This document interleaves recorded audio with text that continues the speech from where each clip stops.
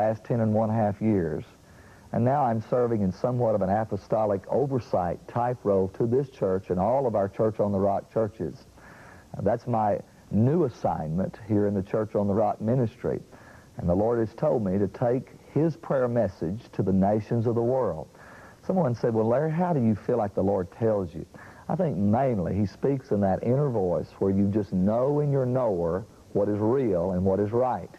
And all of God's people have an inner knower. If they'll just sit down long enough and ask and inquire and seek, they'll really find out that Jesus really meant what He said when He said, my sheep hear my voice and they follow me.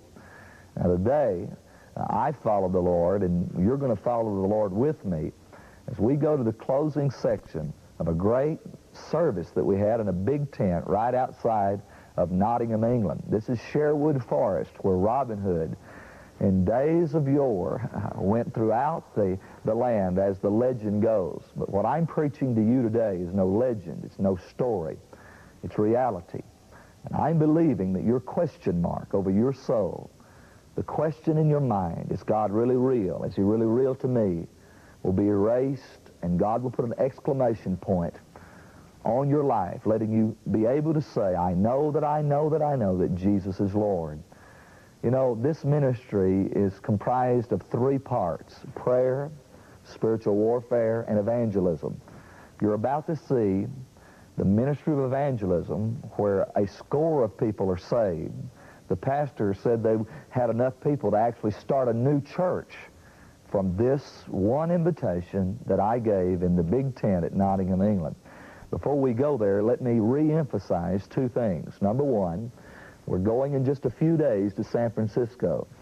I like to say, be there or be in prayer. If you can be there with us. We're going to have a great time in downtown San Francisco on Halloween night as we go to defy the principalities and powers and the rulers of the darkness of this world in spiritual wickedness in high places.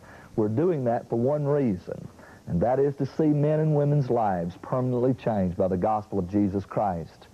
I'm convinced there's a God-given vacuum in the heart of every man and every woman. And until Jesus Christ comes and fills that vacuum, there's an emptiness. And that's the end result of real prayer. And we're going to pray in San Francisco for 3 days, October the 31st, November the 1st, and the 2nd. I pray you can be there. If you cannot be there, please begin to pray with us, because this is real spiritual warfare. I need you to stand with us in this time. The telephone number that's on your screen right now, 214-771-7000, is a way you can communicate with this ministry on a day-by-day basis. You can get a prayer mandate that I'm giving the entire prayer army on a day-by-day basis. You can also find out the marching orders for the whole 300,000-person prayer army, telling you what we're doing. And so I ask you to call that number today. If you'd like to be a part of this prayer army, we need you in the army. You can join the army today. I believe that God's not only going to change your life, but God will change our world through prayer.